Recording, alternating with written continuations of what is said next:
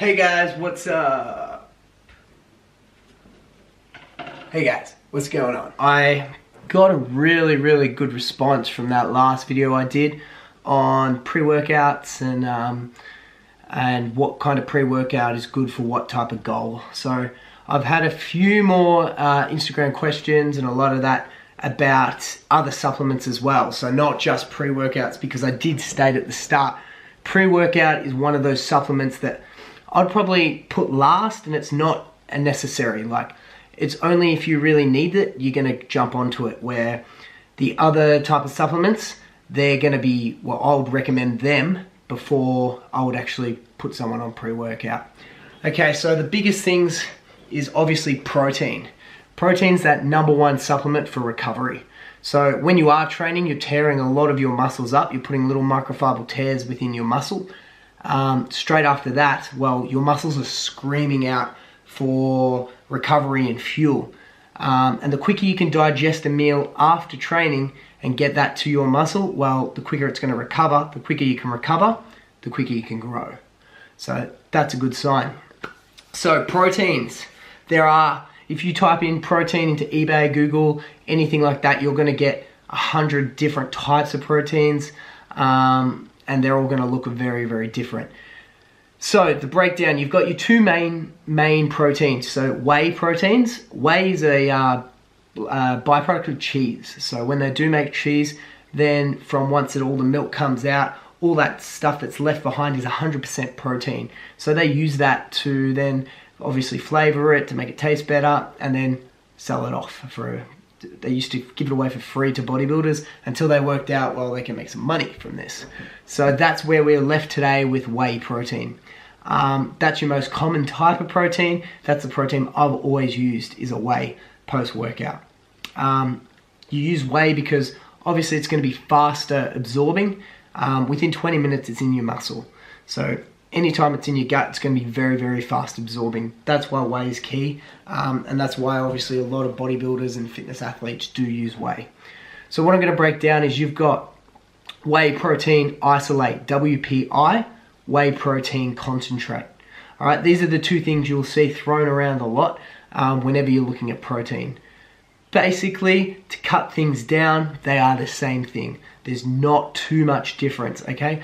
Maybe if you're more lactose, an isolate blend might be a little bit better, but in the grand scheme of things, if you really break down the pros and cons of each, I would not be worrying about isolate versus concentrate.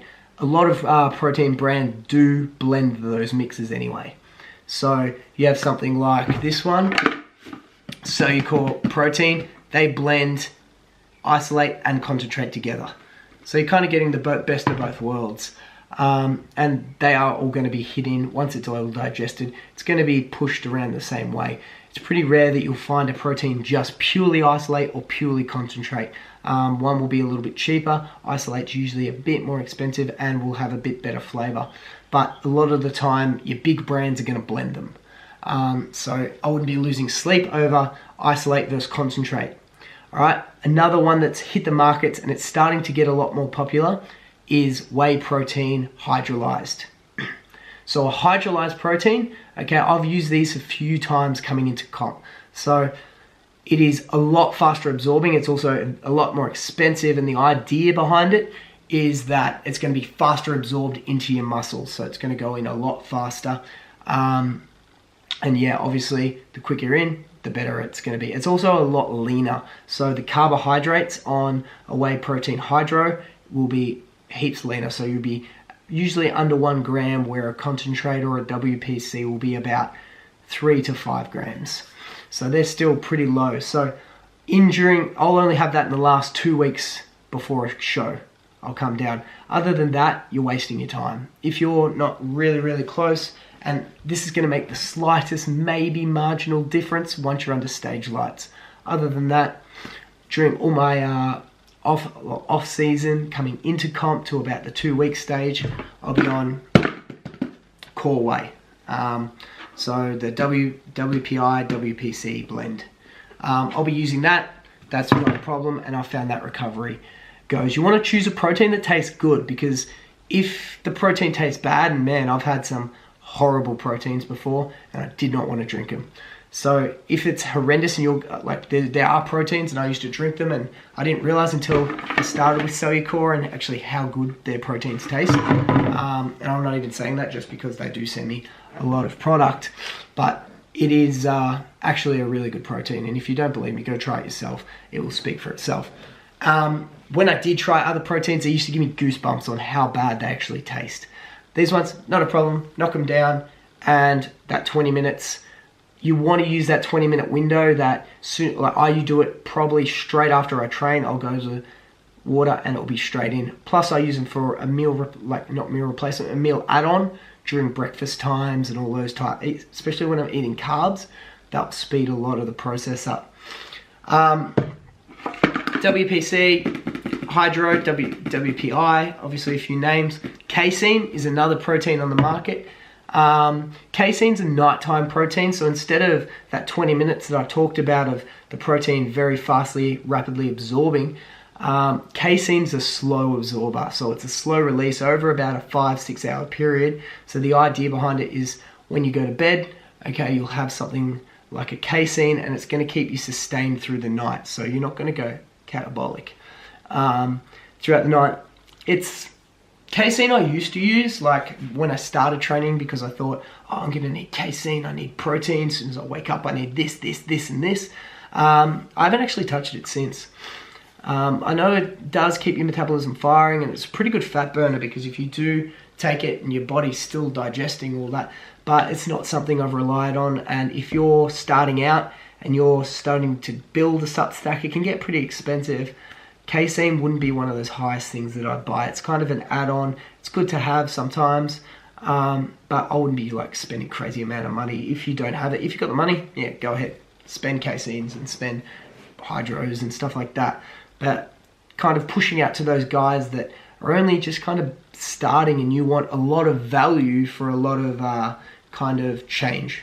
So you want it to be so effective, but high value. So that's kind of why I'm suggesting that, you know, try and get your supplement stack to be quite basic, but very effective and quite cheap. And that's why since Cellucor started sending me a lot of stuff, I've been able to try nitrates, creatine nitrates, and a lot of other blends, which make it a lot easier. Alpha aminos. So these are this is a BCAA blend. So it's top. If you've heard about BCAAs, I kind of explain it as it's a healthy Powerade. So 0 calories, 0 sugar, and what it is you take it during your workout. So this is during, this is before, and the last video was pre. This is taking during, and it's pretty much a mix of L-glutamine, which is a recovery agent, and your BCAAs, which are a protein. But this will keep you sustained and keep you going for longer. So I find when I'm drinking these, my reps will be a lot longer. I'll be a lot more engaged within my workout. When I don't have these, I definitely notice it. So it keeps my energy systems going as well. Plus, it will reduce when you are going catabolic, will reduce the amount of how your body's going to deal with the stress of weight training that you are putting on. So that's alpha aminos. There's also, you can get straight out BCAAs. That's another blend. I like to get in the alpha because obviously you do have a mix of L-glutamine and those type of substances in it as well. So kind of catch-22. This kills a lot of birds in one stone if you are looking at not buying heaps of different stuff, and like buying a BCAA, then buying an L-carnitine, then buying an L-glutamine, and then buying all the other recovery type stuff, and stacking it all in your BCAAs for during your workout. This is just all in the one. I can just take one scoop of this and I'm set. So there are a few of the little options. Yeah, definitely hit me up with any of those questions, because I know I've done this in under 10 minutes. So I've explained very fast the difference between WPIs and all those kind of stuff.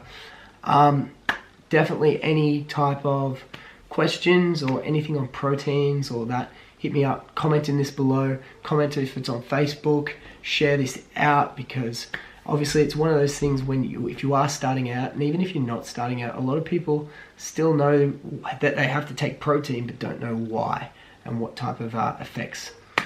Any other than that, you guys know where to find me. If you're finding these videos helpful, let me know. I love reaching out to you guys, and I'm just going to keep, if you like this content where I'm actually just spitting out as much as I know from the top of my head and what's been effective over the last few years for me. Any other topics, I think I'm going to create a YouTube series like my Rise of the Physiques, which is all like training videos, and if you're looking at training techniques, that's in there. Have a look at, I've got competitions, so I've filmed into 4 competitions. I've got Arnold's from when I was at Arnold's in Melbourne last year, that in there. If this one is something that you'll find beneficial, hit me up, let me know, shoot me your questions, and I'll just bang a video out. Till next time, guys, I will see you guys soon. Don't bring me back.